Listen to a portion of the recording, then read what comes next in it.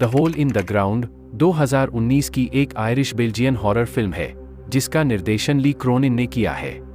यह film Angela नाम की एक अकेली माँ की कहानी बताती है जो अपने युवा बेटे क्रिस के साथ एक ग्रामीण सुनसान इलाके में एक नए घर में रहने आती है। उनके घर के पास एक विशाल और रहस्यमय सिंकहोल मौजूद है जो धीरे धीरे उनके जीवन में एक भयावह और अकल्पनीय डर पैदा करता है। यह कहानी एक माँ के अपने बच्चे के प्रति अटूट प्यार और उस डर का सामना करने की उसकी क्षमता को दर्शाती है जब उसे लगता है कि उसका बच्चा अब वह नहीं रहा जो वह जानती थी। कहानी की शुरुआत एंजेला और उसका 8 साल का बेटा क्रिस एक नए जीवन की शुरुआत करने के लिए शहर से दूर घने जंगलों के बीच स्थित एक पुराने एकांत घर में चले जाते हैं।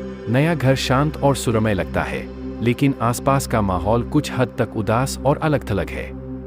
घर के ठीक पीछे जंगल में एक बड़ा और गहरा सिंकहोल मौजूद है। स्थानीय लोग इसके बारे में दबी आवाज में बातें करते हैं, इसे अशुभ मानते हैं और इससे दूर रहने की सलाह देते हैं।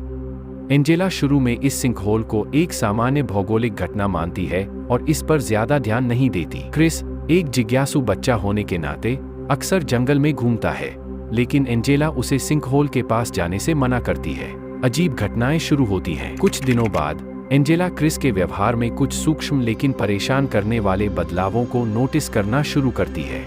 क्रिस ज्यादा शांत और अंतर्मुखी हो जाता है। उसकी आंखों में एक अजीब सी चमक दिखाई देती है और कभी-कभी वह ऐसी बातें कहता है जो उसकी उम्र के बच्चे के लिए असामान्य होती हैं। एंजेला को लगता है कि नए माहौल और शायद उसके अपने तनाव के कारण क्रिस थोड़ा परेशान है, इसलिए वह ज्यादा ध्यान नहीं देती। एक रात क्रिस जंगल में गायब हो जाता है।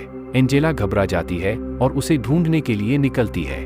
वह पूरी रात जंगल में भटकती रहती है और अंततः सुबह उसे सिंकहोल के पास पाती है। क्रिस बिल्कुल ठीक दिखता है, लेकिन जब एंजेला उससे पूछती है कि वह कहाँ गया था तो वह अस्पष्ट जवाब देता है और ऐसा व्यवहार करता है जैसे कुछ हुआ ही न हो। इस घटना के बाद एंजेला की चिंता और बढ़ जाती है। एंजेला की मुलाकात एक अजीब और रहस्यमय बूढ़ी महिला नोरीन ब्रैडी से होती है। नोरीन स्थानीय लोगों के बीच एक बाहरी व्यक्ति मानी जाती है और उसके बारे में कई तरह की अफवाहें फैली हुई हैं।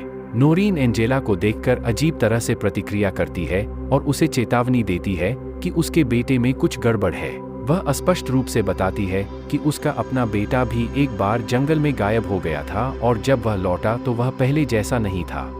नोरीन का कहना है कि सिंकहोल के आसपास कुछ बुरी शक्ति मौजूद है जो लोगों को बदल देती है या उनकी जगह ले लेती है। एंजेला नोरीन की बातों को एक बूढ़ी औरत की बकवास समझकर ज्यादा तवज्जो नहीं देती, लेकिन नोरीन की चेतावनी उसके मन में एक डर का बीज बो देती है। क्रिस का बदला हुआ व्यवहार और नोरीन की रहस्यमय बातें मिलकर एंजेला को परेशान करने लगती हैं। एंजेला का शक गहराता है। जैसे जैसे दिन बीतते हैं, क्रिस का व्यवहार और ज्यादा अजीब होता जाता है। वह अपनी माँ के प्रति कम स्नेह दिखाता है और कभी-कभी उसमें एक ठंडापन और कठोरता दिखाई देती है जो पहले कभी नहीं थी। उसकी शारीरिक बनावट में भी कुछ सूक्ष्म बदलाव नजर आते हैं, जैसे कि उसकी आवाज में थोड़ा बदलाव आना और उसकी आंखों का रंग थोड़ा गहरा होना। एंजेला को लगने लगता है कि उसके अंदर कुछ ठीक नहीं है।